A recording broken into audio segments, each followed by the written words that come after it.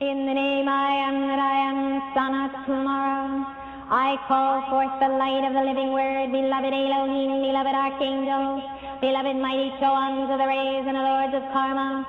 I call for the action of beloved Pallas Athena, beloved goddess of liberty, beloved Nada, beloved Kuan Yin, beloved Portia, beloved Grace Divine Director, beloved all-seeing eye of God, Cyclopeia. Let God's will be done, let God's will be done, let God's will be done. I do in the action of the sacred fire in this hour, descend down, mighty cosmos, secret rays. I am the holding of the balance of Lord Gautama Buddha, beloved Sanat Kumara and the seven holy Kumaras. I call upon the sacred fire, I call upon the light of God that never fails. Beloved mighty I am present, come forth in this hour of the victory. Come forth in this hour of the victory of the God slain. I demand the full power of beloved mighty Athene with us this night. Beloved Jesus and Kusumi, Lord mighty Gautama and Sanat Kumara. Come forth now in the victory of the God slain. Send the light of 10,000 suns. Beloved mighty Athene, mighty Athene, mighty Athene. Around this fortune now. I call upon the great single sun magnet. I call upon the light of God that never fails. Beloved Astrea, beloved Astrea, beloved Astrea. I call upon the electronic controller, the rings of the great single sun, the seraphim of God. I call for the electronic fire rings. I call for the rings of the great single sun. I call for the great single sun magnet. Yes. The dulcet tones of the dearly departed Elizabeth Clare Prophet, bringing today's show into being, manifesting its form. This is Robert Phoenix. I'm your host, and welcome to Navigating the Astrological Matrix. It is 4:11, and we have been away from this time slot for a while now. What has it been? About almost a month and a half. I think it's been a month and a half, 6 weeks. Maybe slightly longer, but we're back, and we're back to stay. And I've missed Wednesdays. You can't imagine how much I've missed Wednesdays. This is after you do this for a while, and you get into the groove, and you get into the pattern, you get into the consistency of having certain things in your life. I've never been a creature of habit per se, although when I was a kid, the first thing that I would do in the morning was I'd get the newspaper and I would read the sports page in the morning. It'd be the first thing that I would do. I'd read it before I go to school, or I'd eat it at breakfast. The second thing I would do as a kid is I would read. I followed the stock market as a kid. I was really into stocks as a kid, and I would play imaginary stocks in my head. That's Saturn in Capricorn, ladies and gentlemen, in the second house. And I probably should have followed some of those stock tips, to be honest with you, when I was a kid. So that was what I did, and I got into it every single morning. So, on some level, I do enjoy some consistency. There is a place near my house where I try to go at least a couple times a week to get a morning double shot of espresso. Although if I did it every morning, it would empty my bank account as well as my bladder. But I try to do that. And so consistency it's a part of my life. It's not a huge part, but I got to tell you, doing the shows on Monday, Wednesday, and Friday have been a real anchor for me. And when I took the Wednesday show out of the middle of the week, it just felt weird. And I tried to move things around. I tried to, plan a show on Sunday night, and that didn't really work. And so here we are. We're back together again. Mercury is direct. Thank God. Mars is coming soon. I think Mars is about as far back as it's going to go, 3 degrees. And we have 4:11.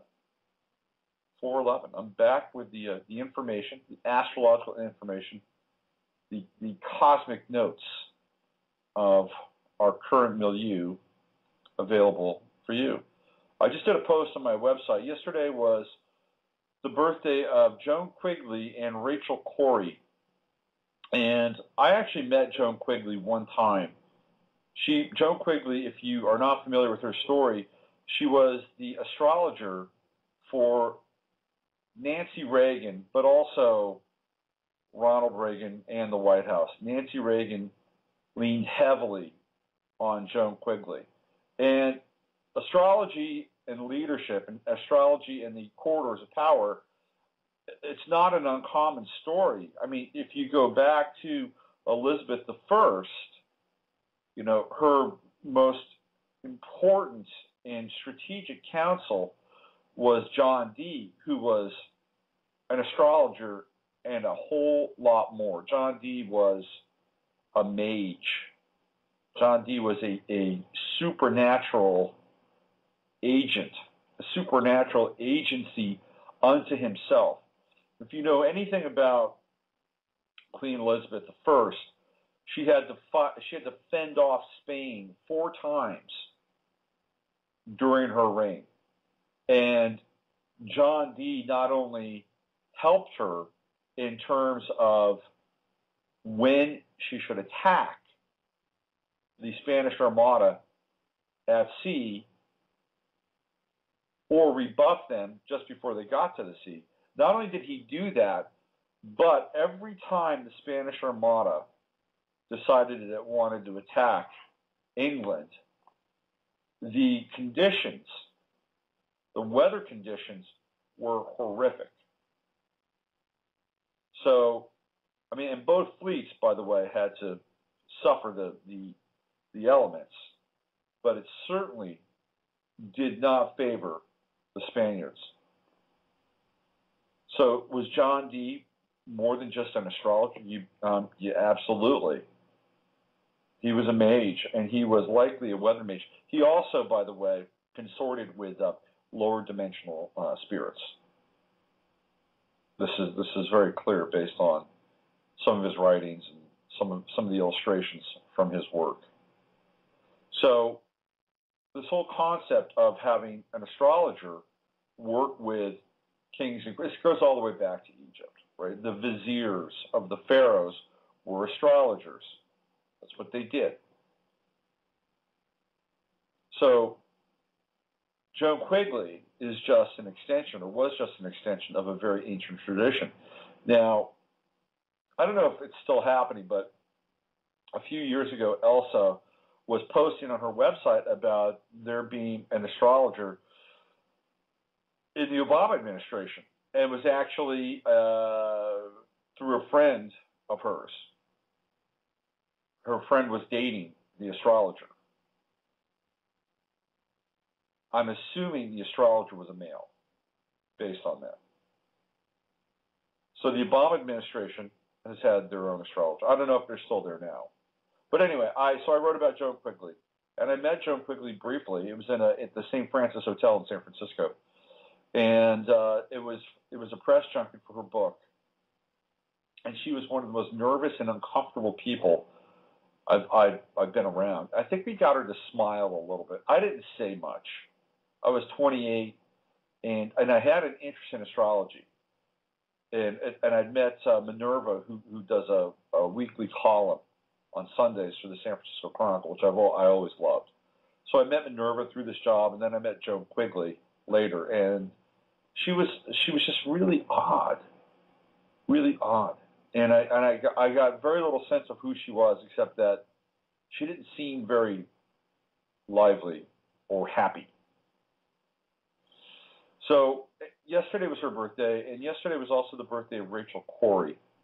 And Rachel Corrie was she was an activist. She was a social activist, or an activist for social justice, and she was part of the International Solidarity Movement, which is a group of people who have bonded together to publicize and promote, I wouldn't say promote, but publicize and bring awareness to the plight of the Palestinian people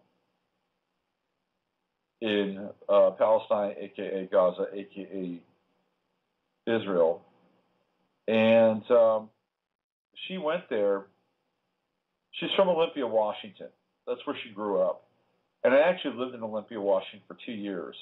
And I tried to do the math. I think she might have been about 11 or 12 at the time that I was living in Olympia, Washington. She went to Evergreen College, which is the same college that produced Matt Groening. who's the creator of The Simpsons.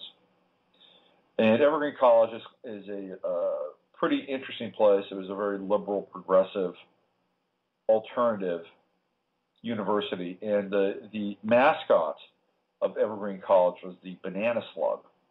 No, not banana slug, the gooey duck. Banana slug is Santa Cruz. The gooey duck.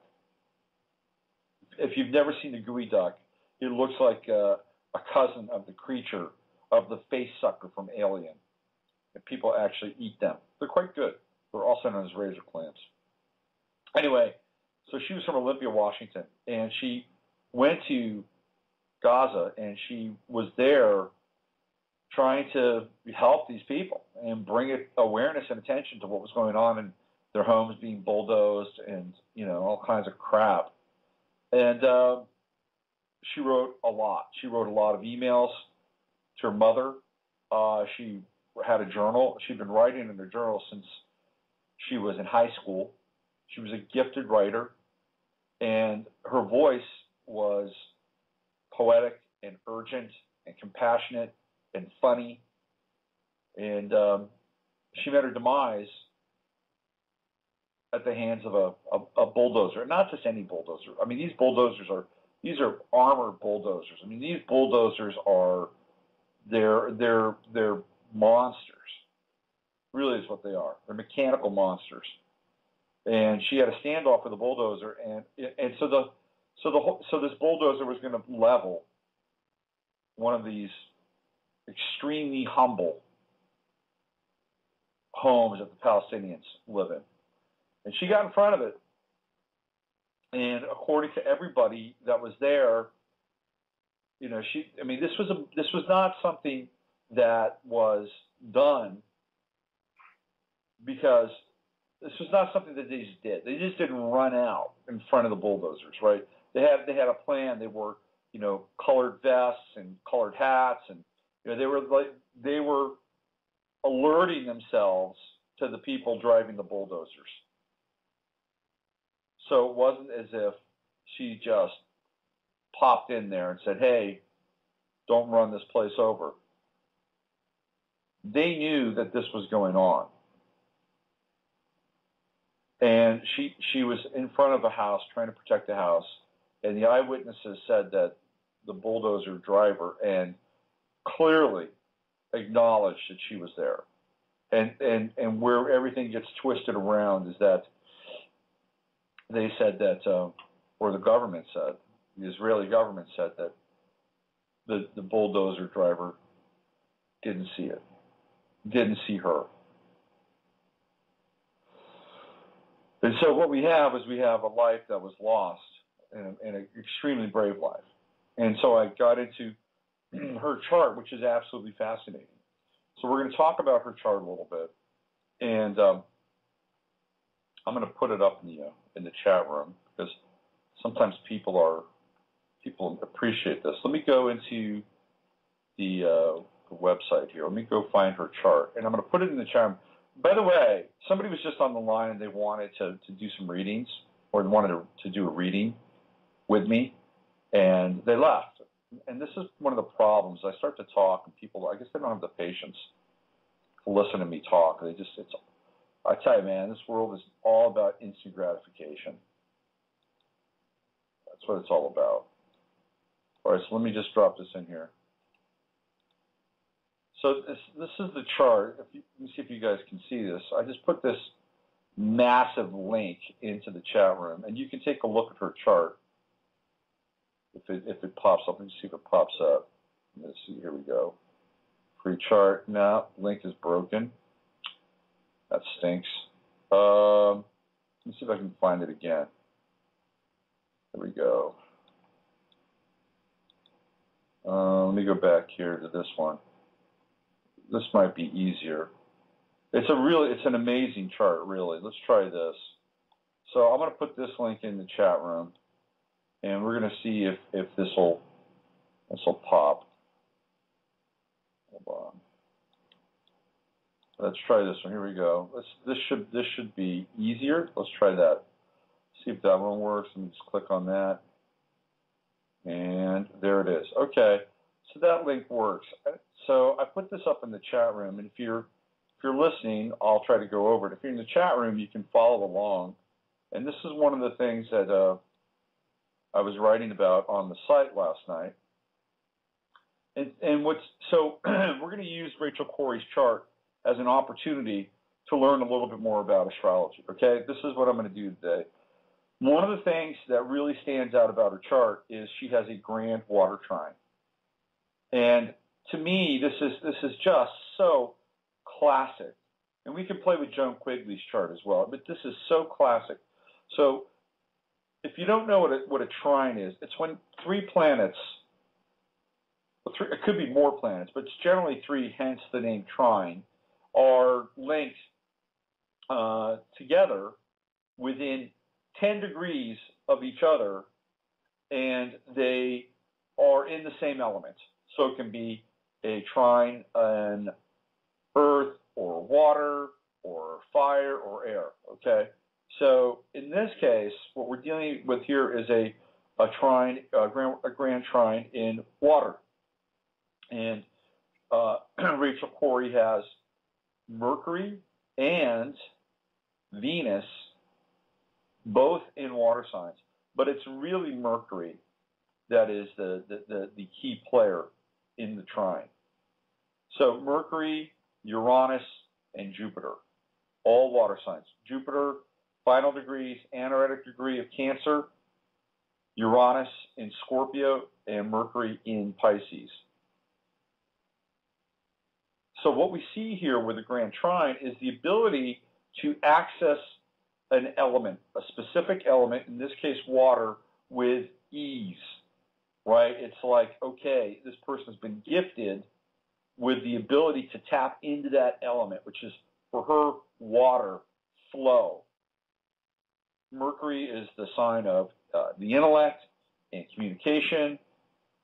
Uranus is the sign of originality, rebellion, innovation, electricity, magnetism on some level. And Jupiter is the planet, Uranus is the planet. Jupiter is the planet of expansion, opportunity, gift, optimism, luck, fortune. And so the three of them are all working together in her chart. And Mercury, Rachel Corey has a really large first house and a really large seventh house. So Mercury is at the end of her first house. So Mercury is actually playing a role in her identity. It's forging her identity. Venus, Mercury, Mars to a lesser extent, and certainly her Aquarian ascendant are all part of her personality. So she's leading with those planets. You know, Venus in Pisces is very compassionate, extremely compassionate. And Mercury in Pisces, while it's not in the best place for Pisces, she does have the added benefit of it trining with Uranus. So it gives that watery, deep, at times sort of unfocused Mercury in Pisces. My kid has Mercury in Pisces. I've seen it in action. There can be lapses in judgment and memory at times. But Uranus gives it a really powerful and strong angle of originality. And because Uranus is in the ninth house, it's also now, it's bringing the ninth house or the qualities of the ninth house into aspect with Mercury, which is wisdom, which is expansion, which is objectivity, oversight, philosophy, fairness, justice, all very Sagittarian principles feeding directly into Mercury. And now we see on the other side, Uranus coming down and into Jupiter. And the Uranus-Jupiter trine is generally considered the trine of genius. And then she has Jupiter trining Mercury. So Mercury is expansive.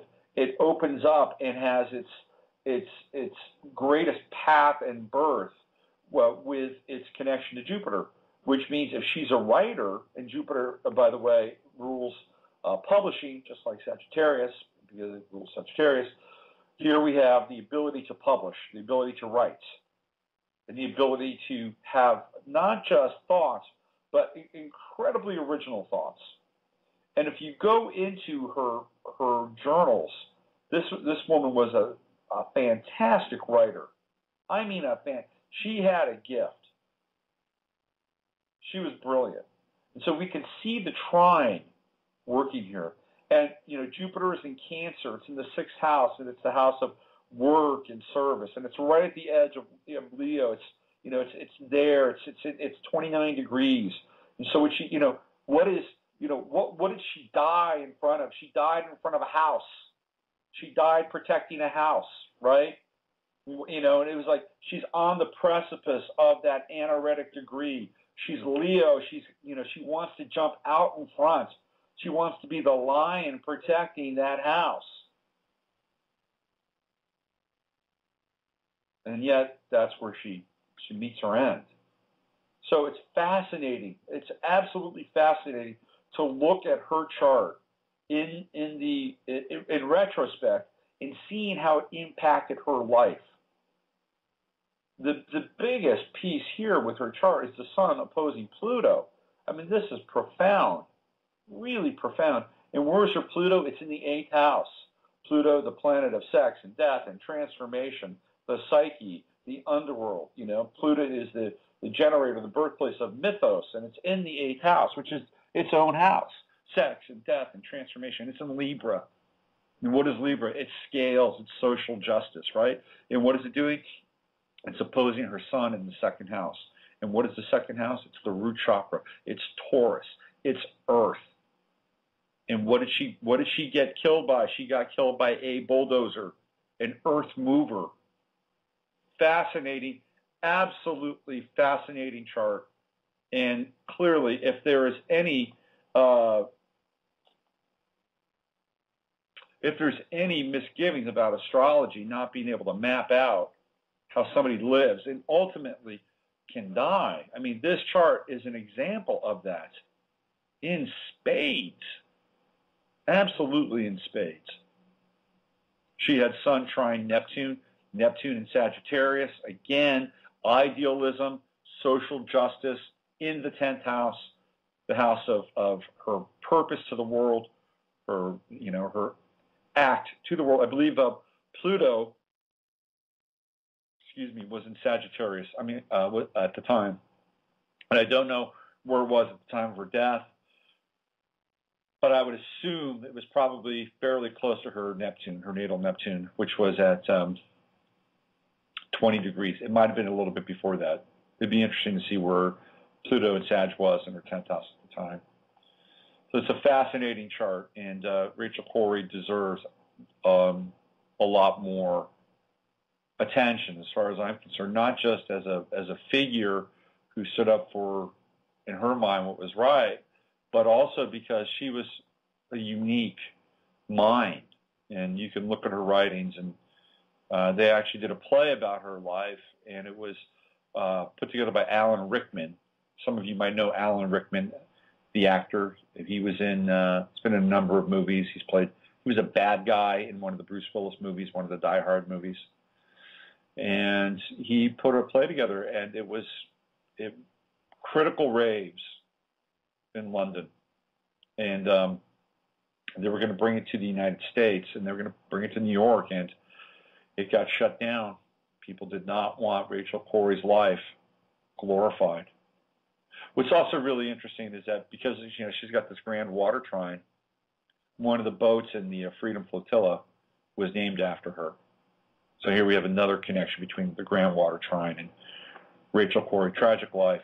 And I hope at some point in time she actually gets more due than she's received outside of the sort of the tight activist circle that she's been certainly recognized and respected in. It's a terrible waste. Okay, so it is 10:24. I'm going to give out the phone number here after we've done our little astrological lesson for the day. We could talk about John Quigley maybe too. The number here is 347-308-8995, 347-308-8995. One of the things I'm going to start to do with the website is I'm going to do I don't want to call it power astrology because it's kind of cliche, but I'm going to start working on aspects, and I'm going to give people tips, either daily or weekly tips. I haven't figured out which yet, to use aspects, to understand aspects in a way that actually impacts their life in a very positive, quote unquote, aspect. So I'm going to start to do that because it's time to kind of move more into a personal realm in some ways with astrology. I mean, I'm not going to stop doing the global stuff because I'm just wired that way. But I just feel like people get a lot out of the personal aspects and the personal mechanics around it. And I think it would be helpful. And it would certainly allow me to expand the repertoire of the site. So I'm going to be working on that in the days and weeks ahead. Today's birthdays, let's see if there's anybody of note today. We have Joel Gray and Bill Irwin. Bill Irwin is a comic, a clown, pretty talented guy. One of his claims to fame was being in the Don't Worry, Be Happy video with Bobby McFerrin and Robin Williams. He was a member of a troupe here called the Pickle Family Circus, then went off and did his own sort of new vaudeville kind of stuff. It's his birthday today. Today is also the birthday of, let's see, anybody else? Anybody interesting? Not a lot of interesting birthdays today, to be quite frank with you. Brett Saberhagen, good pitcher, his birthday is today. But not a lot of really interesting... Oh. How did this pass my purview? Today is the birthday of Anton LaVey. How about that? The father of Satanism. It's his birthday today. I'll read his biography here. American Satanist and author of the Satanic Bible. He was the founder of the Satanic Church in San Francisco, incorporated 4/30/1966. Imagine that. The Church of Satan was incorporated in 66. With reportedly 1 million followers. As a child of 7, he studied the supernatural, moving into black magic by high school. He was a high school dropout to hang around pool halls. Musically gifted, he became the second oboist in the San Francisco Ballet Orchestra at 16. Joining the circus in 1947, he became a lion trainer, calliope player, hypnotist, palmist, phrenologist, magician, and a burlesque accompanist. The burlesque accompanist, by the way, he played organ and piano, and rumor has it that he used to play a club. I think he was either in St. Louis or Kansas City, and one of the dancers in that club was a young Marilyn Monroe. He boasted to Marilyn Manson about his relationship with Marilyn Monroe and how he actually slept with Marilyn Monroe during that phase of his life. He held many jobs throughout his life, including being an assistant criminologist in the San Francisco Police Department. How about that? LaVey established a cult 4/30/1966, holding Friday night seminars where he displayed his full drama with a flowing cape and macabre decorations. His mass included a nude woman draped over the altar, and he reportedly served a baked cadaver at one time. Not averse to publicity, he displayed his pets, included a tarantula, a leopard, and a lion. His cult celebrated carnal indulgence, vengeance, and the rule of Satan. With charismatic power and keen intelligence, he was typecast as the devil in the movie Rosemary's Baby. And who directed Rosemary's Baby? Roman Polanski. Right. He married a 17-year-old in 1960 after divorcing his first wife, 2 daughters. His death certificate reported that he died at 8:45 a.m., 10/29/1997. He was 67, cardiac arrest. I went to school. He was born on April 11th, today, 4/11, in Chicago, Illinois. I went to school with Anton LaVey's niece. This was in junior high school. Her name was Karen Bogus. Oh, should I say that? Maybe I should say that. Anyway, I went to high school. I went to junior high with her. And she used to walk around with a paperback version of the Satanic Bible, and she was in my ceramics class, and she used to spend her time drawing symbols on a piece of paper. I liked Karen Bogus. I thought she was pretty cool, actually. Certainly was very cute. But yeah, she said, "This is my uncle." So today's LeVay's birthday. Let's look at his chart and see what he's got going on. So with a Satanist, what would you expect from a Satanist? He was an Aquarius rising, like Rachel Corrie. That's interesting. Sun in the second house, like Rachel Corrie. Mercury, Venus in Taurus, very carnal, second house. I would assume that a Satanist would have a pretty intense 8th house or maybe a 12th house, possibly a first house. He had Mars in the first house, Mars in Pisces. He did not have a lot of air in his chart. In fact, he had no air at all.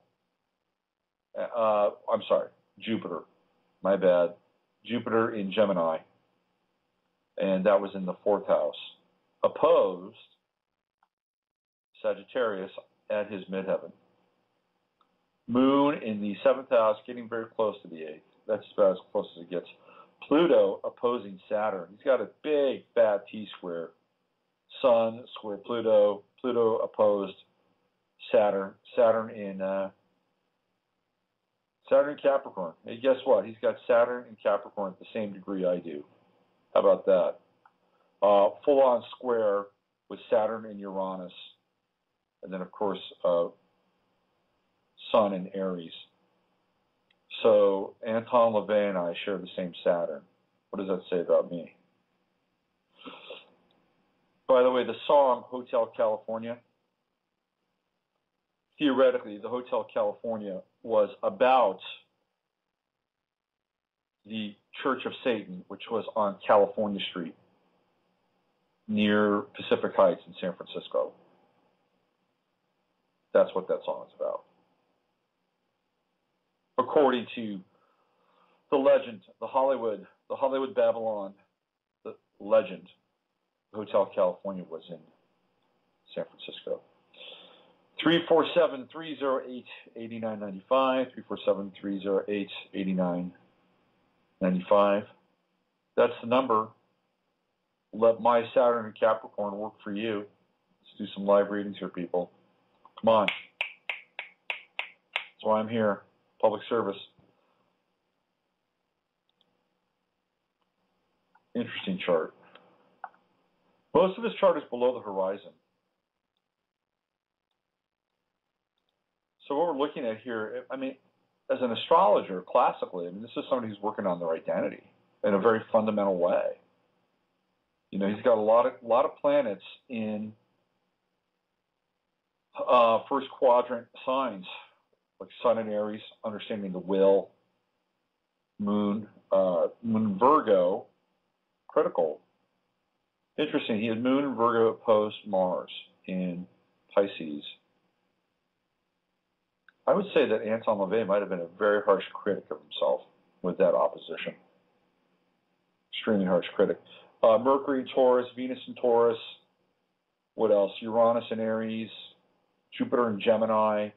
So these are all, you know, pretty much first quadrant signs. So he was actually working out his personality to a large extent, what it's like to be a human. I mean, this is a very sort of fundamental aspect of astrology. Hey, there's some people want to talk about that. Maybe I should grab them before they go away. I'll come back to LaVey. What's more important than Anton LaVey? The callers. Let's find out who they are and what they want to talk about. Hello, you're on the air with Robert. How are you today?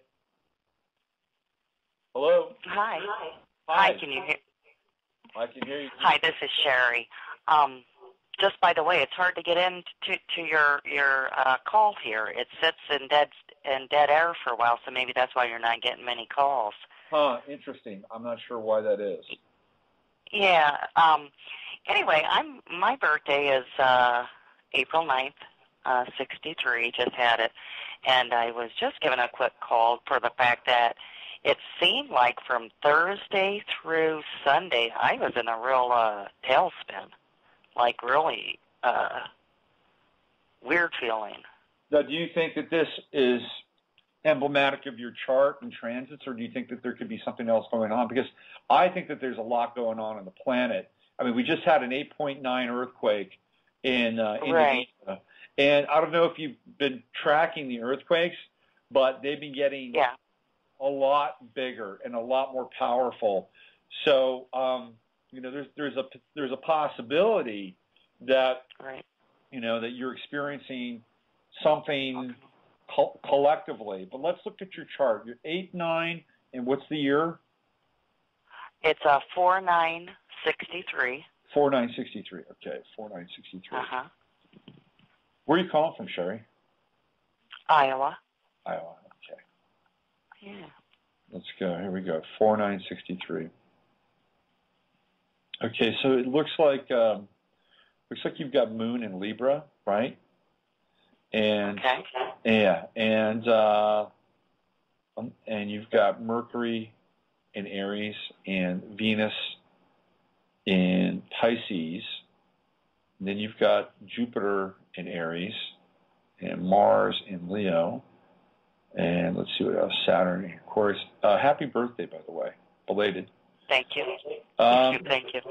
So, I mean, if we were to look at certain aspects that could give you, theoretically kind of a funky vibe, right, or funky feel. I mean, I would definitely look at both Saturn and Mars, because Saturn, and again, I don't know the exact degree of your Libra moon, but I'm assuming that you do have this Libra moon. Saturn is right on your moon. And one of the things that I noticed in my own life, because I have a Libra moon as well, is that when Saturn was stationed on my Libra moon, I was fairly depressed. And that's the feeling. Yeah, and feeling not just depressed, but kind of isolated at the same time. And it was a pretty powerful transit for me. And what it did is it separated me out of my relationships from other people. And I really had to step back and kind of get a sense as to why I was, hanging out or associating with certain people, what I was trying to get out of those relationships, what my emotional payoff was.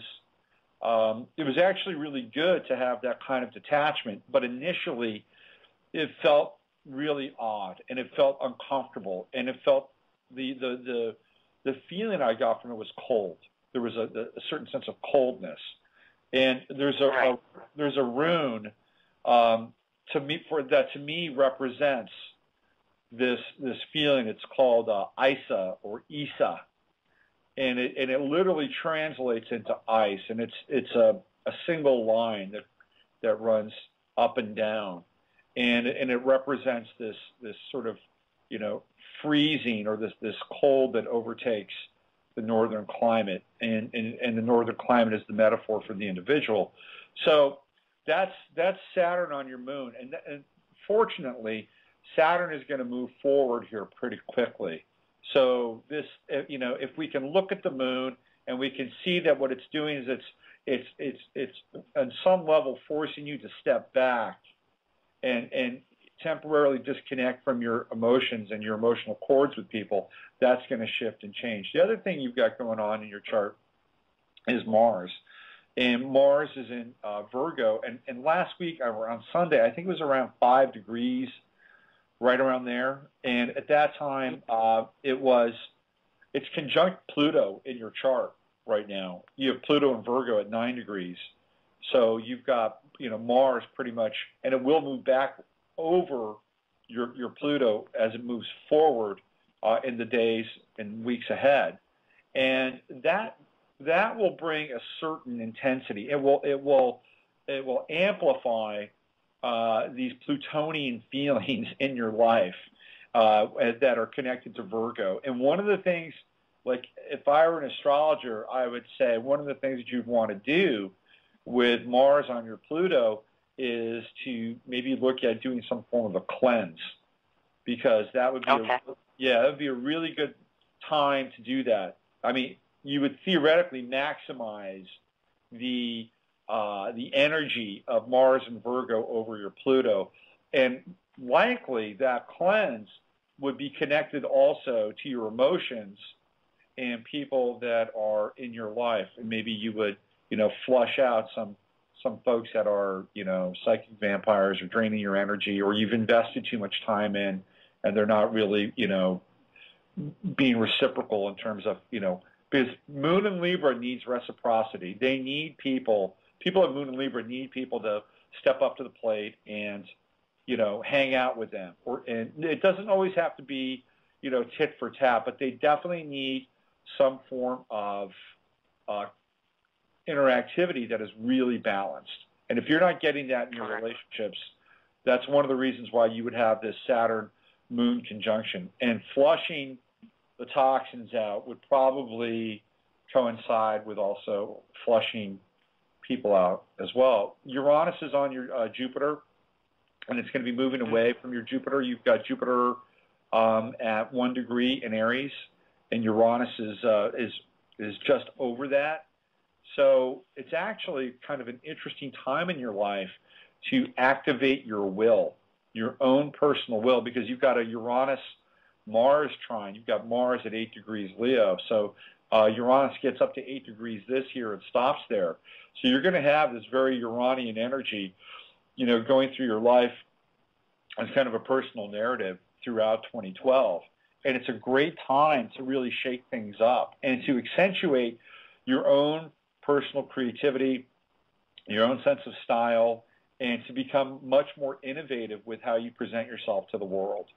So this is an energy that you can, really lock into. And as Uranus moves forward, ultimately, over the course of the next couple of years, it's going to trine your Sun, it's going to trine your Mercury, and as it moves through the sign of Aries, it's going to change and revolutionize who you are. So it starts with Mars in your chart. It actually starts with Jupiter in your chart, and then it moves to Mars, and then it moves to the Sun, and then it moves to Mercury. So Uranus is going to bring a whole new wave of personal self-expression over the course of the next 4 to 5 years in your life. So, go with that wave. And any chance you get to be innovative and creative, especially in 2012, don't miss out on that. Don't rest on your laurels or say, hey, if I do this, I'm going to be showing the world that, I've got ego or I've got talent, or, Uranus trining Mars, especially in Leo, says, screw that, get out there, play, innovate, have fun, experiment, really allow your innate creativity to explore and take on new and different aspects of who you are. Very good. Yeah. In the meantime, do a cleanse. I mean, I think you really want to take advantage of that Mars-Pluto conjunction, okay? Okay, thank you. All right, hey, thanks for being patient and hanging in there. Sure. Have a great day. You too. Bye-bye. Okay, here we are. This is a caller from the 5 and Dime, somewhere in the vicinity from where I am speaking to you from. Let's find out who they are and what they want to talk about. Hi, you're on the air. It's Tiger Kate. Hey, what's going on, TK?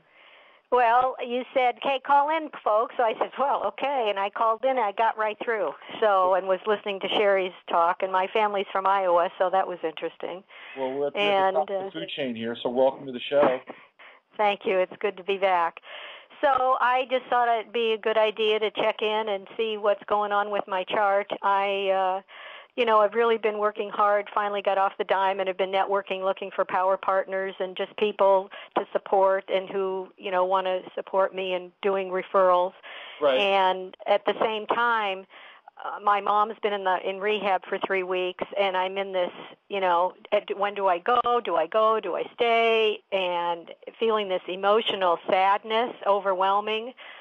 much of the time, trying to figure out what to do, and just feeling like I'm just kind of getting into the groove of things. And now, if I just drop everything and go home, it just throws everything off.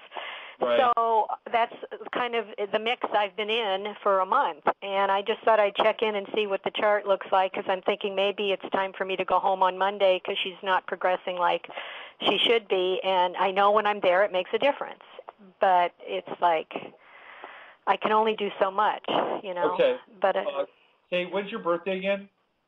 May 26, 1950. Right. Okay. Let's see.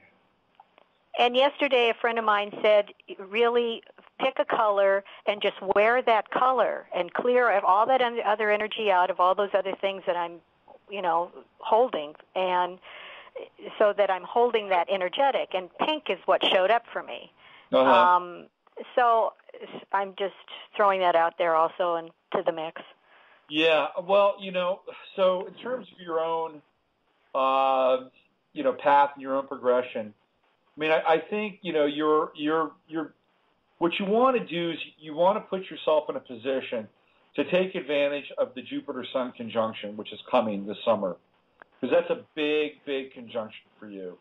And anything. So here's my advice to you.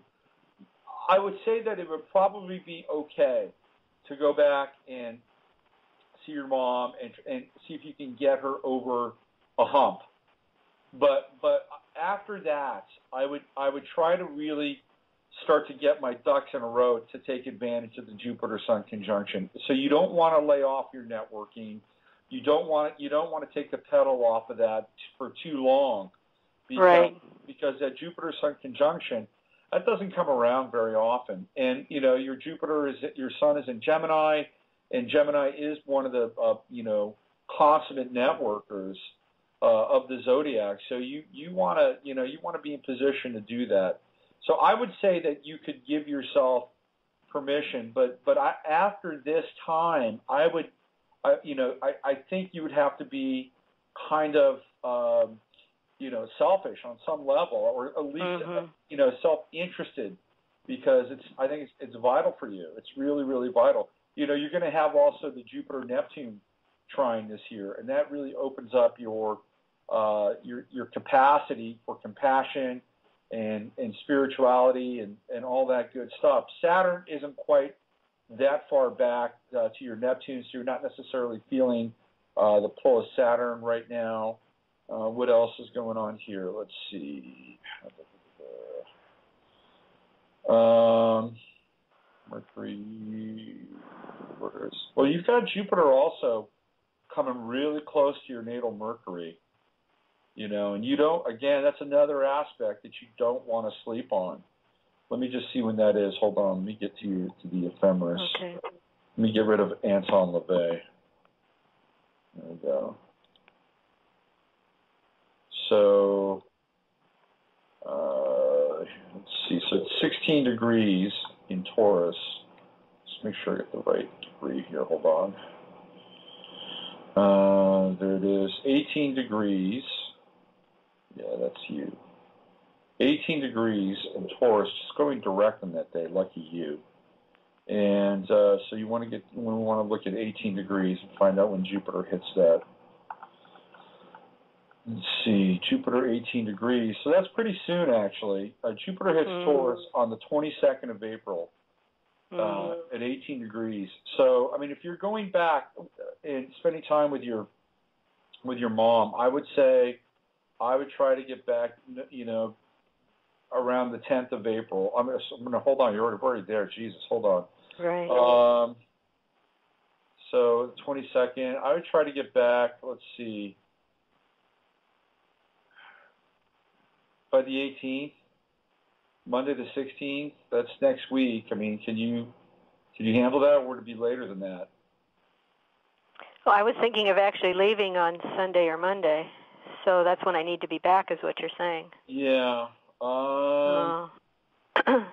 Yeah. So if I was going to go, I should go Friday. Here's what okay, so when we look at Taurus, right, what is Taurus? It's physical, right? It's the body. And when it conjuncts Mercury in your chart, you want to be in a physical location, right? I'm just concerned, Kate, that you would be there and miss out on an opportunity to interview with somebody, like in the body, right? Yeah. So, and again, I don't want you to because your mom is precious and, she needs your support. So you're kind of in a tough place. Yeah. If you could be back, could you be back by? If you could be back by the 25th, I mean, you would still catch. You would get the conjunction on the 25th. So it would be So would that work for you? The 25th? Possibly, unless I just delayed and went later. I don't know if that's going to work. But here's the deal, though. If you go later and something would happen to your mom, you probably would have a hard time dealing with that, right?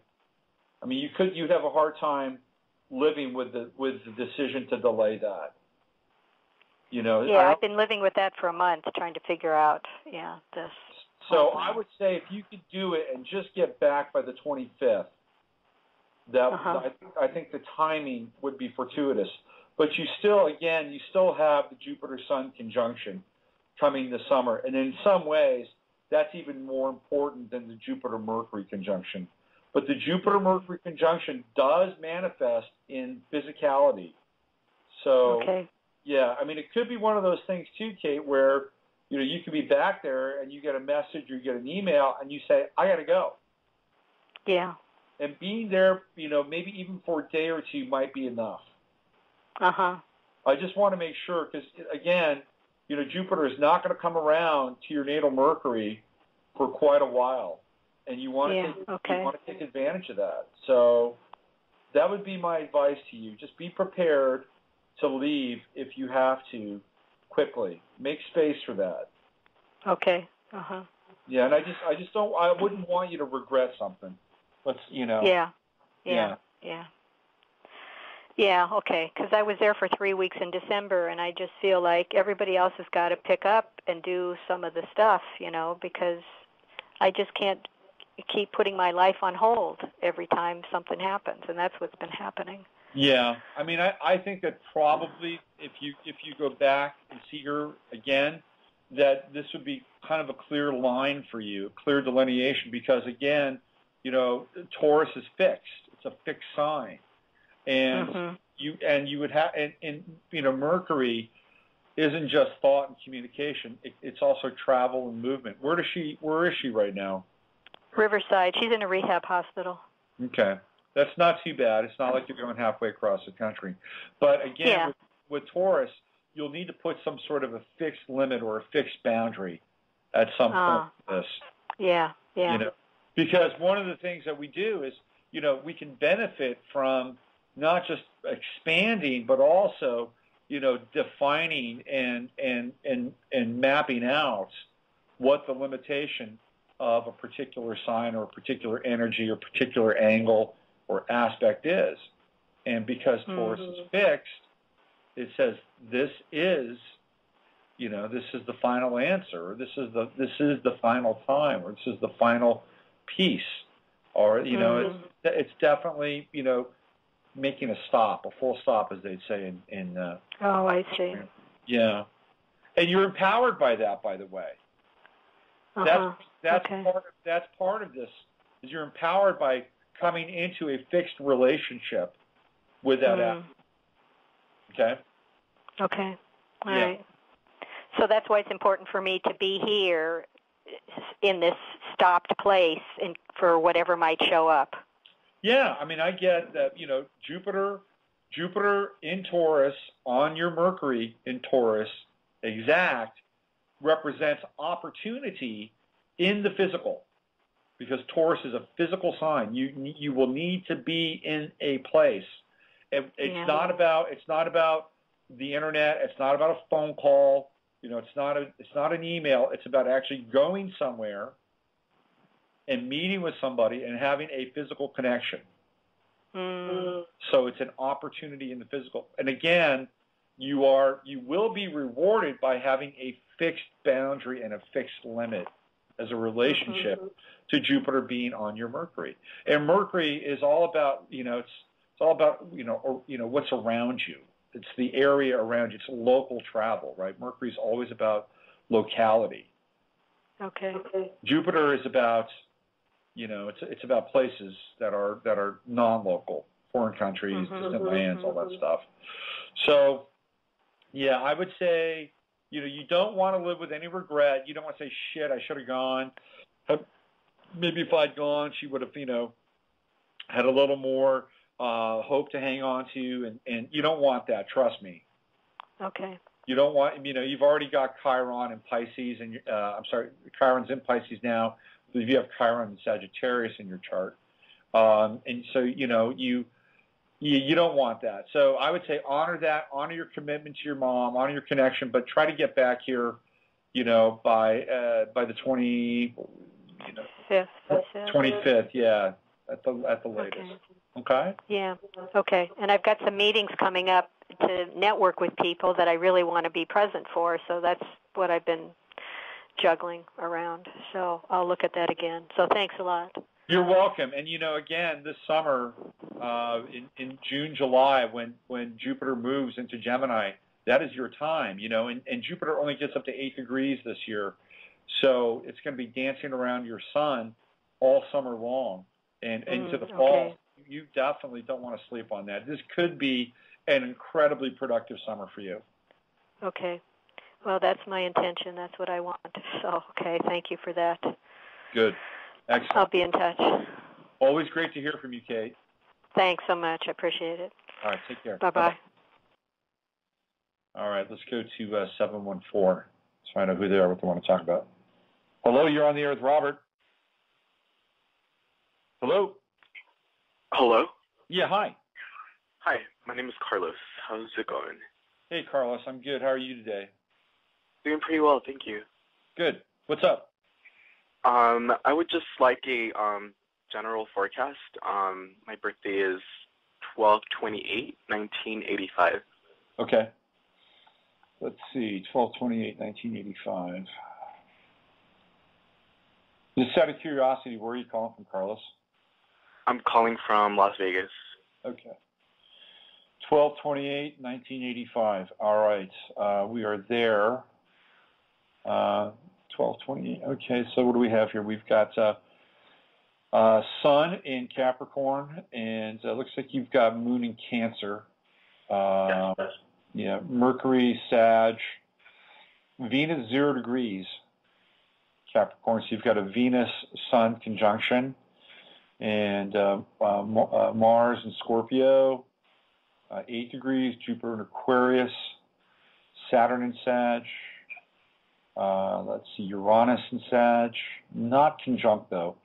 Neptune conjunct Venus, very interesting conjunction. And Pluto in Scorpio conjunct Mars. So how much of a role does sex play in your life? I would say it's a large part. I could see that with this chart. I mean, you've got Venus in Capricorn at 0 degrees. And the thing about Capricorn is that a lot of people think that Capricorn is really cool and detached, but Capricorns are really powerful lovers. I mean, when they drop sort of the formality and really get into their body. I mean, these people are Capricorns are very earthy people, and they can really luxuriate in their body at a very high level too, by the way.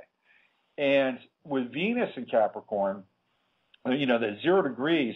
0 degrees is any sign it's incredibly magical, that 0 degree point, because you're at the most potent point of that sign and really channeling, that energy. And Venus in Capricorn is, I believe it's in its detriment.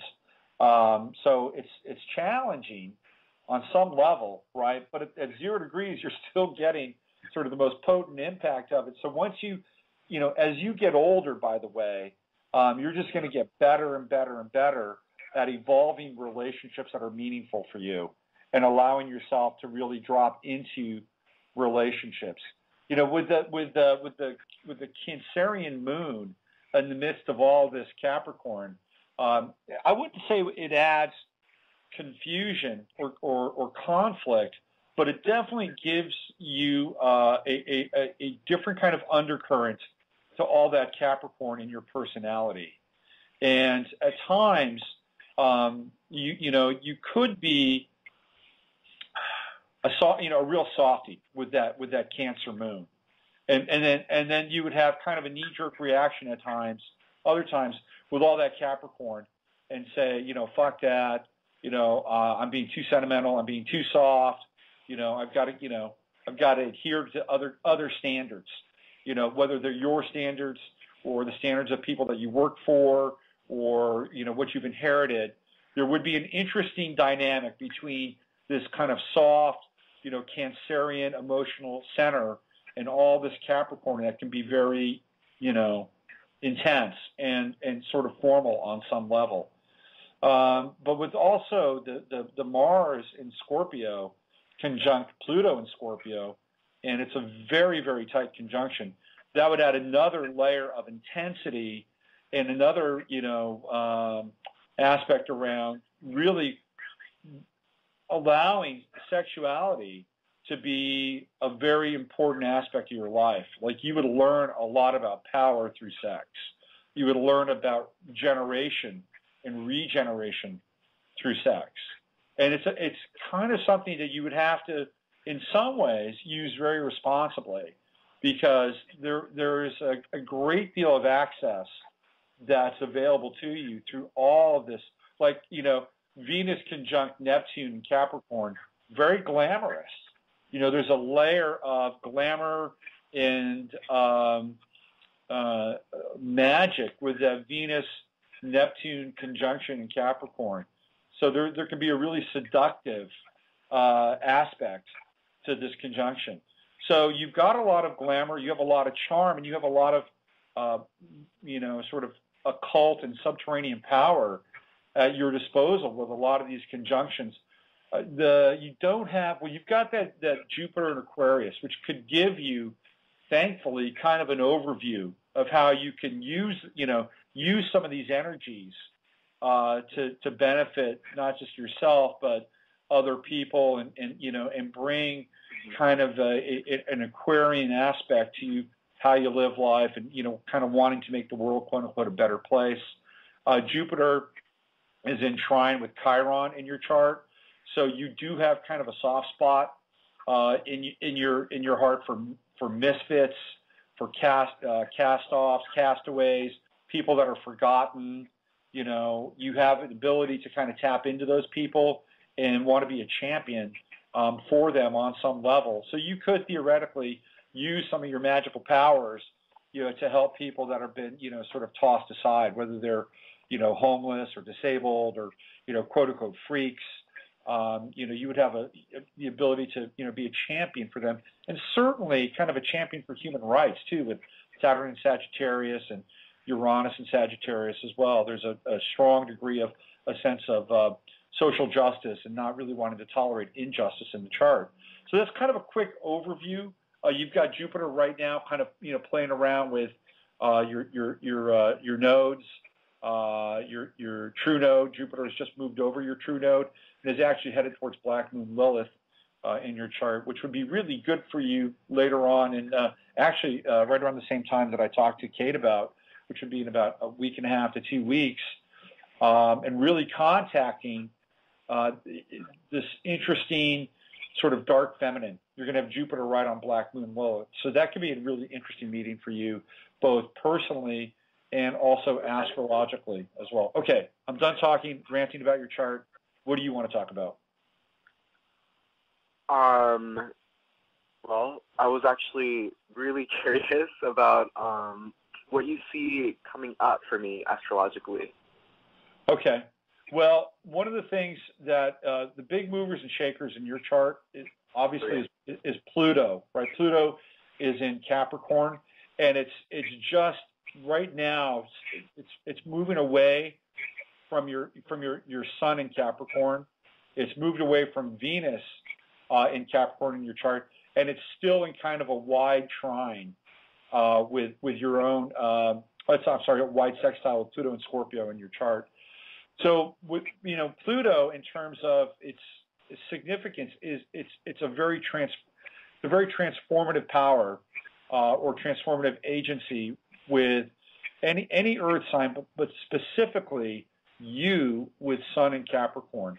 And theoretically, for the last 2 years, you should have been going through a very powerful personal metamorphosis, because Pluto went into Capricorn.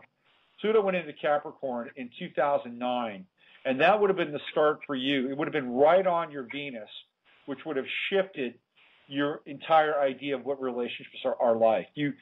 Pluto on your natal Venus would have ended any kind of long-term relationships in your life, and would have been the start of you exploring new aspects of a relationship. It would have brought in a whole new level and new layer of dynamics and power of relationship in your life. And you would have theoretically met somebody during that time, which would have opened up your eyes around your identity and who you could be and what life could be like based on your ability to accept different aspects of yourself as they relate to the new relationship or new relationships which would have come into your life. Now, Pluto has what you want to do with these aspects in your chart or anybody else's chart is that when an aspect hits your chart, it's not just a temporary thing. It is in the sense that it moves on and it goes on to other degrees and aspects other planets or doesn't aspect them, whatever. But what you want to do is you want to bring the aspect into your life and integrate that aspect so it's a part of your cellular memory. So what you've been playing with and what you've been experiencing since 2008, 2009 is the radical transformation of your own personality. And what you want to do now is you want to perfect that, you want to master that, and you want to be able to build on that. Because ultimately, that's what Capricorn is all about. It's like Neo waking up into the Matrix. What do you want to do with your powers? And what you want to go through is kind of systematically review what's happened to you over the past 3 to 4 years. And you want to take salient memories and salient experiences that you've had during that time, and you want to do something with them. You either want to memorialize them in art, either write about them or paint about them or make a piece of music about it, because that's how we bring these transient aspects home and bring them into our body and into our cellular memory so that we live with them and they become part of us. So part of what you want to do, especially because we've got these planets in retrograde now, like Mars retrograde and Saturn retrograde, you want to go back in time. You want to say, it was this moment, it was this relationship, it was this experience that has really propelled me and transformed my life and moved me into this direction. You want to bring it home, and you really want to, you want to own it. You want to plant it deep inside of you. That's a really important thing because, again, you're Capricorn, and what Capricorn does, the metaphor for Capricorn is the Great Pyramid, right? And you want to just walk up those steps, and each step is like the next. It's like, you want to memorialize those steps, and these memories, these experiences, these moments, these relationships. It's all part of the Capricornian plan for manifestation. And you just keep walking up the pyramid, step after step after step after step after step. And nothing is wasted. Nothing is lost. It's all completely integrated. Because Capricorn, again, is an earth sign, and it's into economy. It's into efficiency. That's what Capricorn is about. The big aspect for you coming up is Saturn. And Saturn moves into Scorpio this year. And so you're part of this Pluto and Scorpio generation. Very powerful generation, maybe the most powerful generation astrologically that we've seen since the Pluto and Leo generation. And your generation is about sex and death and transformation. Your generation is very interesting in that it has no problem dealing with occult symbolism, occult philosophies. You'll take it on, you'll breathe it, you'll bring it in, You'll own it. You'll transform it. You'll make it your own if you can. That's all part of your generation. And generationally, you're at the beginning of that with Pluto and Scorpio at 6 degrees. Saturn is going to come on your Pluto. And generationally, it's going to have a big effect and impact on your generation. So one of the things that Saturn does is it imposes limits, okay? So part of what's going to happen to your generation is, the party is going to start to grind to a halt. When I think of your generation, I think of that Kesha video where she wakes up in the bathroom, right? So the party is going to grind to a halt. And I see this, and I've talked about this in my blog and in other forums. I see a sexually transmittable disease coming into your generation because there's a fair amount of promiscuity with your generation, and something is going to have to give. And I'm not judging it.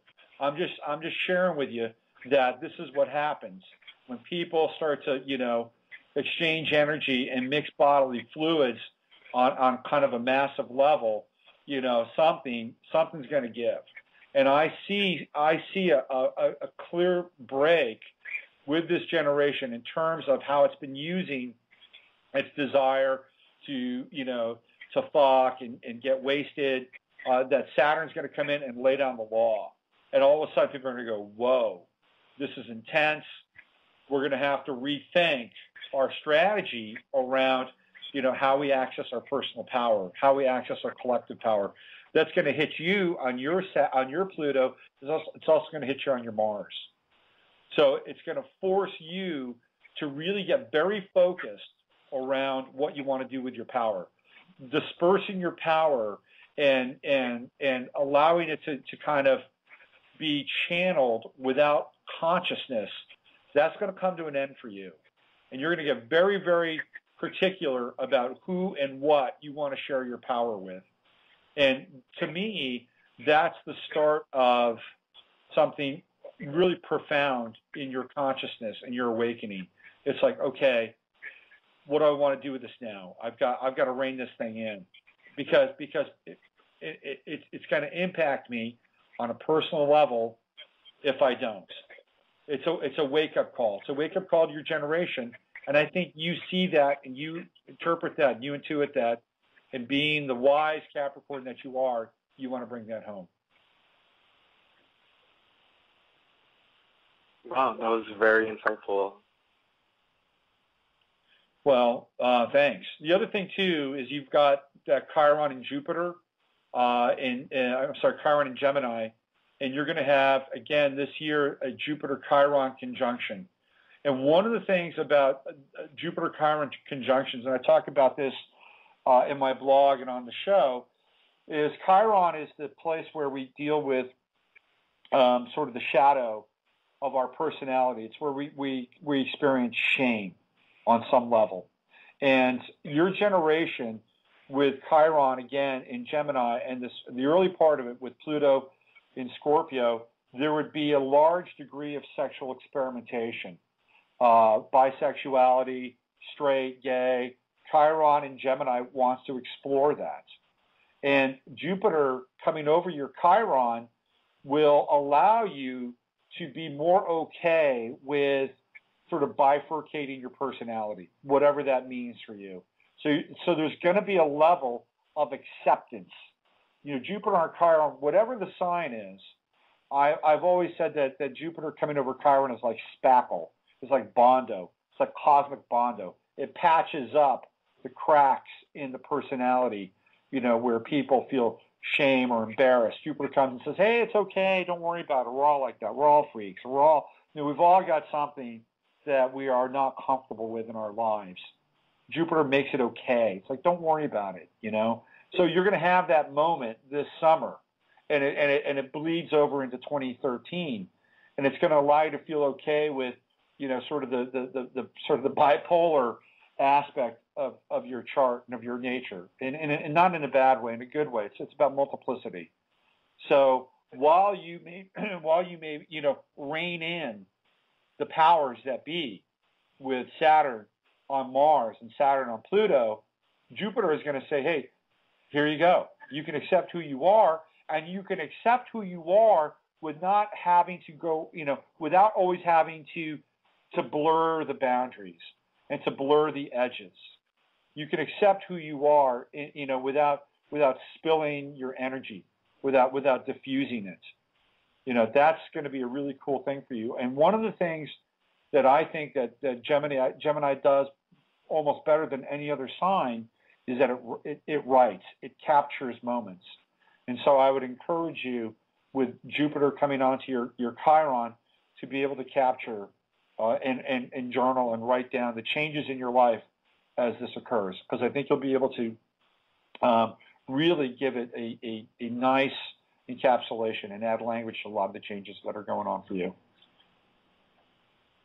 Oh, that was really magical. I think you captured the energy and the essence of just everything. Thank you so much. You're welcome. Hey, look, real quick, you're Pluto and Scorpio, and you guys are a very powerful generation. And you have a lot, and with power comes responsibility. So you're going to get through it. You guys are going to transform a lot of stuff, and you're not going to say no to any aspect of your own personal experience and transformation. And I just want to say that I think I'm a big believer in your generation, and ultimately I think you're going to help us get through some very dark times. So hang in there, and keep the home lights burning. Okay. Thank you. I believe it as well. Okay. Take care. Bye. Bye. Carlos from Las Vegas. All right. Let's go to the 425. Hello. You're on the air with Robert. Who are you and how are you? Hi. This is Austin in Seattle. I'm great. Thank you. Hi, Austin. Thanks for calling the show. What would you like to talk about today or check out? Just wanted to kind of check out and get an idea of what's coming up for me. Okay. When is your birthday? October 16th, 1966. Okay. Let's see. So you got, you got kind of an interesting 666 thing going on there, huh? I do, yeah. Yeah. Okay. So let's go here. October 16th, 1966. There you are. Okay. So it looks like you've got, is that Moon in Scorpio? Is that what you got there? I'm looking at off the solar chart. It's always hard to figure out because when we get those middle degrees. Sun in Libra and Mercury in Scorpio, Venus in Scorpio, Mars in Virgo, Jupiter in Leo, Saturn in Pisces, and let's see, Uranus in Virgo, Neptune in Scorpio, Pluto in Virgo, and Neptune, let's see, you got Chiron in Pisces, and you've got your true node in Taurus. Okay, so I got your coordinates here. Is there anything specifically that you want me to hone in on? Probably the main thing for me is either selling a house that I have that I moved out of with my ex, okay, or moving back into it, I guess. I'm hoping to sell it, but who knows? Okay, this is an instance where I'd really love to look at your chart in full, and so I could do a look at the houses, because houses are really, I find houses really vital when it comes to looking at real estate purchases or selling homes or moving. But let me see what I can infer from this here. You know what I'm going to do? I'm going to go off road here. One of the things that I do every now and then, Austin, is I work with the tarot, and this could be an interesting moment for the tarot. Are you into that? Yeah. Okay. Before I do this, one of the things that I like in your chart in terms of selling is your node in Taurus. Okay. And I would one of the things that I would have to, so Taurus represents, for me, Cancer represents home in a kind of an emotional and spiritual sense. Taurus represents home in a physical sense, and physical structures, property, all that stuff. And Jupiter is right now, it's just right up against your node in Taurus. And Your node, by the way, is it's direct. It is. Hold on a second. It's direct. It goes right direct on your birthday, which is really interesting. And I would say, just based on the node, that you want to hang in there just a little bit and sell this thing. That's just based on the node. If your node was retrograde, I would say moving home. Well, moving back would be an option. But I would say hang in there just a bit. But let's look at the tarot. Let's see what the tarot has to say here. Okay. So I'm going to pull a card for you. Let's just get right to it. Let's go with selling. Here we go. Austin selling. Okay. Then let's go with moving back. Okay. And let's see. The third card is what you need to know about this. What do you need to know? Okay. So I haven't turned any of them over. They're all face down. The card I got for you, selling the home, is the universe. You can't get much better. It's ruled by Saturn. It is the final card in the major arcana. It is the culmination of the major arcana, and theoretically what you need to do. It is probably the best card you could get in the deck, Awesome. Selling the home. So the universe is saying, listen to the promptings and the urging of the universe, a.k.a. God, a.k.a. the small, still voice inside yourself. Trust it. I would say yes, by all means, sell. For moving back home, not a bad card either. It's the Emperor. So if you're going to move back home, if that's going to be still in the cards for you, which theoretically it could be, it may not be an either-or situation, you would have to go back home, though, or move back home with a sense of power. You would have to, you can't go, if you were to do that, you can't go back home. You can't skulk back home and say, I couldn't sell my house. You would have to own the experience on some level, and I don't know what that would mean to you, owning the experience. Maybe it'd be buying your ex-wife out. I don't know. Maybe that would be part of it, but you can't, if you were to go back home, you can't go back home as a page or a prince or a pauper. You would have to return as a king. So both options are open for you, but I think selling the home with the universe, much better. What you need to know, the Queen of Discs. So there is a woman here who plays a large role. Is this your soon-to-be ex-wife? No. Who is this person, the Queen of Discs? Queen of Discs, boy. Are you working with a realtor? I am. Two guys, though. Two guys. Find a woman. Find a woman? Yes. Okay. Find the Queen of Discs. She's the one that will sell your property. Now, I had a woman before this. Uh-huh. Should I go back to her or just find somebody new? Find somebody new.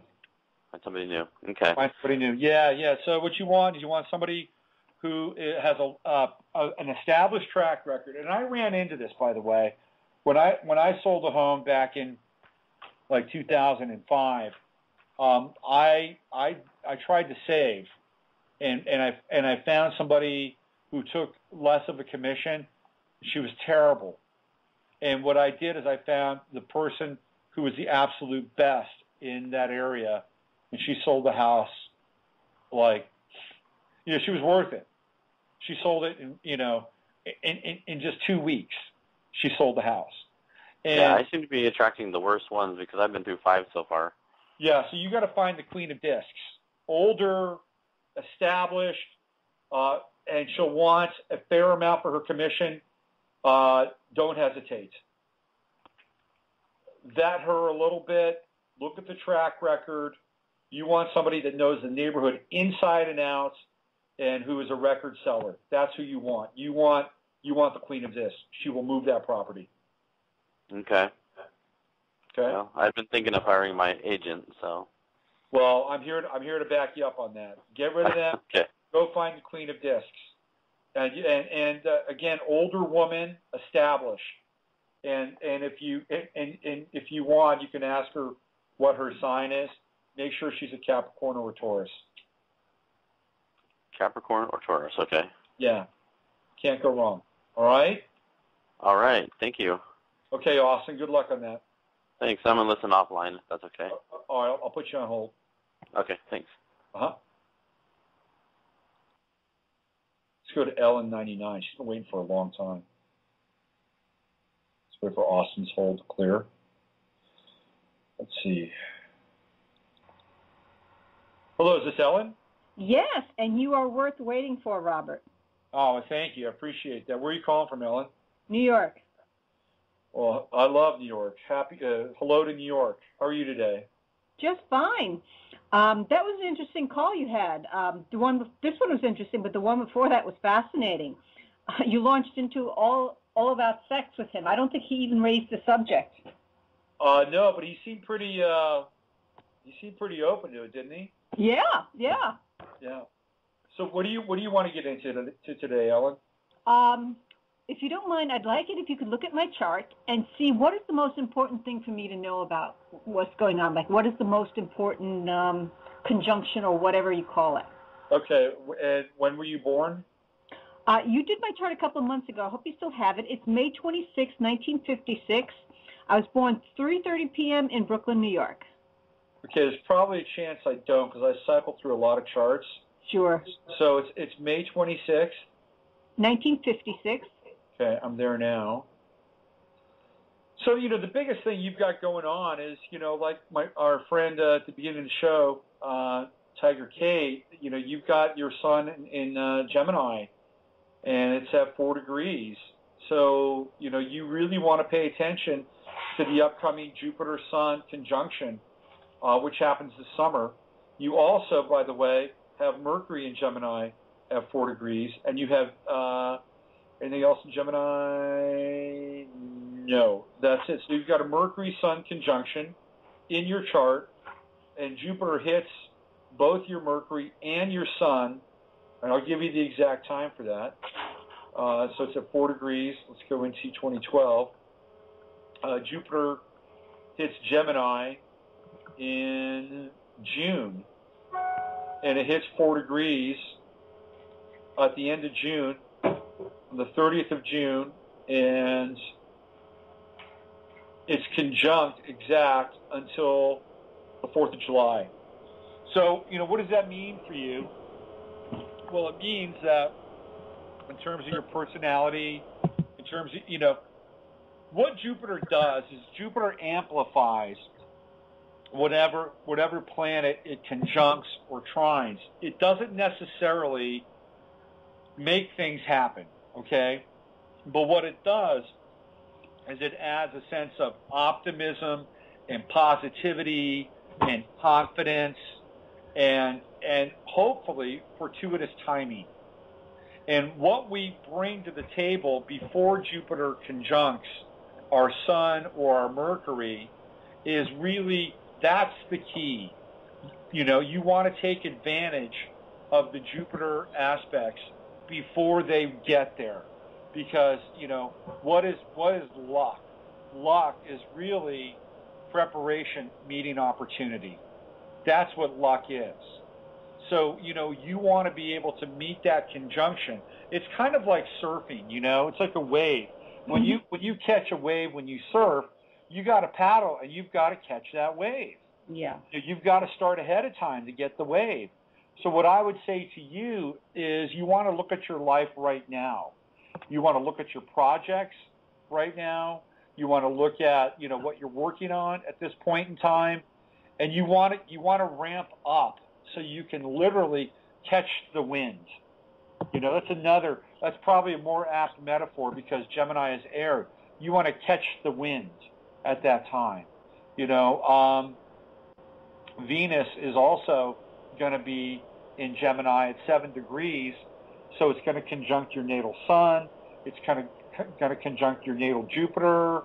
Mercury. So you're going to have, kind of a Gemini party going on, and you really want to expand outward with that momentum. So my question to you would be, what are you working on? What are you trying to promote? What's important to you right now in your life that you can take advantage of this aspect and really, amplify it and take it to a whole nother level. What do you have going? What do I have going? Yeah. Let's see. I'm looking for work. Okay. So I've got stuff out there for that. Yeah. I've been working on and off on some creative writing. Okay. And just a little bit of networking for friends and for business. Okay. All right. I think that's good. And anytime I hear a Gemini talk about writing, I get excited because Gemini is, in my estimation, the sign of the journalist. When I think of Geminis, I think of beat reporters, the people that go out and report the facts, and translate the facts into news and copy and really useful information for people. So I would, if I were you, I would tend to move more towards the writing, more towards networking is always good for Gemini, but try to really find and distill, salient pieces around writing and networking that are uniquely yours. Finding your voice, finding something that you do and carving out a niche that is really your own. And Gemini can be really good at that because Gemini can be very niche specific. Sagittarius is the big picture. Sagittarius wants to see it all, do it all. Gemini is really rewarded by finding that one thing and focusing on that one thing that makes them stand out.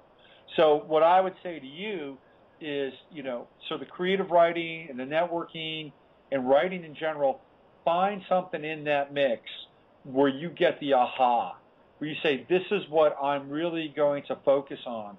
Because my sense is that if you did that, then you'd be taking advantage of the Jupiter conjunction with your personality. By the way, your personality would play a large role in this.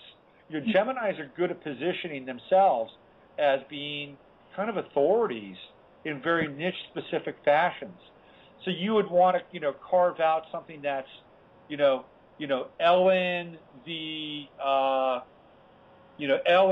fill in the blank, right? Like even on my show, everybody else here has called in with their phone number. You're Ellen R, 99, mm-hmm. And that's kind of very identity and niche specific. So my advice to you would be, start thinking about Ellen the blank, whatever that is. Mm-hmm. Ellen the advice columnist, Ellen the stock tip, whatever that is for you, right? Make it niche specific and make it very much associated with your identity. If you do a newsletter, it should be Ellen the, mm-hmm. right? Everything about what you want to communicate in terms of your own personal communication and professional communication from this point forward, especially with Jupiter conjuncting your sun in Gemini, your identity needs to have Ellen attached to it. Okay. Does that make sense? There's a lot to chew on there. There was one thing you said, very niche specific and so forth. But actually, I'm pretty much of a big picture person. I have my moon in Sag. Does that make a difference? It can. It certainly. I mean, here's what you want to do. You don't want to mix apples with oranges. Okay. Sag moon would be wanting to experience everything on an emotional level, right? Mm-hmm. And that would be at odds in some ways with your solar expression. Sag moon would be. It's very expansive. It's always open to a new adventure. Sag moon has never met an experience I'd ever wanted to say no to. Let's try this out. Let's try this out. That's fine. How you'd want to make this work for you is you would have the experiences, but then you'd want to distill them into something very specific. You see, that's Gemini. Gemini can be very fractal and very kind of micro-oriented. So you could have the Sag experience, but pick one thing in that Sag experience that was meaningful, mm-hmm. and then drill into that. Because I think if you're very big picture oriented, and you're not distilling it down into its Gemini particulate, I think you're missing it. That's just, astrologer speak.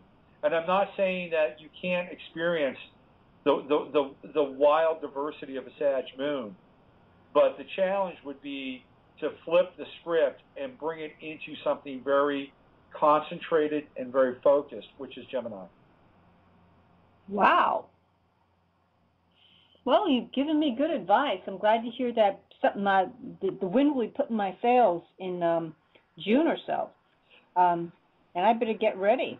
Yeah, and I would just again, in terms of marketing, you make sure that it's you that you're marketing as well as your service, because again, with Mercury and the Sun so close in terms of your conjunction, your style of communication and your ability to communicate should not be devoid from your identity. And in fact, it should be promoted in conjunction with your identity. Wow. I'll have to think about that. Try that on for size. Will do. Thank you so much, Robert. Appreciate it. Okay, Ellen, you're welcome. Take care. You too. Bye-bye. Bye.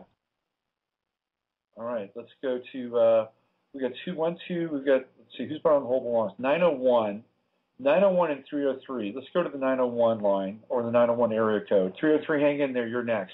I'm going to try to move these along a lot quicker because there's a number of you waiting on hold, and I'll do my best to get to you. Okay, here we go. Hello, you're on the air with Robert. Thanks for holding. Who are you, and what would you like to talk about today? Hello? Hello? Maybe they're just listening. Let's see, hold on. You there? No. I'm going to put you back on mute. Going once, going twice. Let's see, back on mute it is. Okay. Let's see. I think I've got time for a couple more calls here. Let's go to the 951 line. They've been on here for 19 minutes.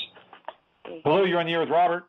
Hi, Robert. This is Donna, and I'm calling from San Diego, and my birthday is 10/25/1967. That woman who just called was born on 10/25. That was her birthday too? Yeah. Oh, what a trip. Pretty wild, huh? That is kind of wild. You know what's even funnier is I was going to be named Heidi also. My mom, that was the name she picked out for me. That's funny. But my dad ended up naming me. That's so funny. Oh, that's really weird. Isn't that bizarre? Really bizarre. I know. All right. Don't surprise me, though. We live in a strange universe. Yes, we do. Okay, so look at you. There you are, Scorpio. Intense, 0 degrees Scorpio, moon in Cancer, Mercury in Scorpio. Boy, you feel a lot, huh? Oh, yeah. Too much sometimes. But then you're kind of cool, though. You've got that Venus and Virgo. Venus and Virgo is kind of cool. And then you've got Mars in Capricorn, which is super, super cool. Love Mars in Capricorn, by the way. It's one of the best places for Capricorn. You've got it at an early degree, and it sextiles your sun, which means that you can, once you put your mind to it, you can be a super achiever. You've got Jupiter trine Mars. You've got Jupiter in Virgo at 0 degrees, which also sextiles your sun. Saturn in Aries. Your big deal for 2012 is going to be restlessness. Yeah. Because Uranus is creeping up very quickly on your natal Saturn. And Saturn in Aries is a challenging Saturn to have. People that have Saturn in Aries are constantly in their lives dealing with this whole issue around power and will and giving their power away or taking their power back or having too much power and people resenting it. Saturn in Aries is a real dance with power. It's a lifelong dance with power. Right. And Uranus on your Saturn is kind of urgent. It's like you got to deal with this, right? You have to deal with power in your life, and you've got a lot of really strong power aspects in your chart. So what are you doing with all that power with Mars and in Capricorn? You know, trining Jupiter. You know, with your Sun and all that. What do you do with all this power? Well, I probably should be exercising more, but yeah. Well, I haven't been putting it to good use. That's for sure. I just, my tolerance, is not very good. So Well, what we got to get you, back on the power path here. I know. You know, it's like, so the Cancer moon in your chart it's a nice moon. It's a sweet moon, and people that have Cancer moons are very poetic. But I got to tell you that there's kind of there's a ruthlessness to your chart that you're not taking advantage of. I'm telling you right now. You're just not taking advantage of it. Right. And I think one of the things that would be helpful for you is to become more self-interested and a little more selfish with your life. Yeah. And because sometimes Cancer moons can be, sort of bleeding hearts in some ways. Now, the urgency with Uranus on your Saturn is like you're going to have to figure out this power game, and Saturn retrograde Aries is clearly indicative of somebody who can give their power away. And if somebody gets tough with you or plays a power trip or a power game with you, you got to be careful with that Saturn retrograde in Aries. Uranus on top of your Saturn is really the way that you need to think about power, Donna, is you've got to think about power in terms of creativity and innovation. Okay. You've got to figure out innovative ways to retain, theoretically, your power, right? Now, power is an interesting concept in and of itself. We really don't have any power in our lives, right? I mean, really the big power, the true power is the universal force, which is God, which is, transmitting through us 24/7. That's the real power. The greatest power we have is to figure out how to align with that and then get out of the way, Can you give me an example of it? Can you explain how you give your power away, for example? I'm not really quite sure. Well, it would be how you would give your power away would be in your chart would be, people like for instance, Saturn in Aries classically would be you wanting to do something and starting something out, initiating something, and somebody would say that's a shitty idea. Why would you do that? And Saturn in Aries retrograde would do one of two things. It would say, F you, I'm going to do it anyway, but in the back of their minds, they would remember what that person would say, and it could be kind of a self-defeating, self-fulfilling prophecy. Or they may not even get out of the starter's block, and they would say, yeah, you're right, that is a shitty idea. And what's happened is you've just given your power away to somebody. Okay. Yeah.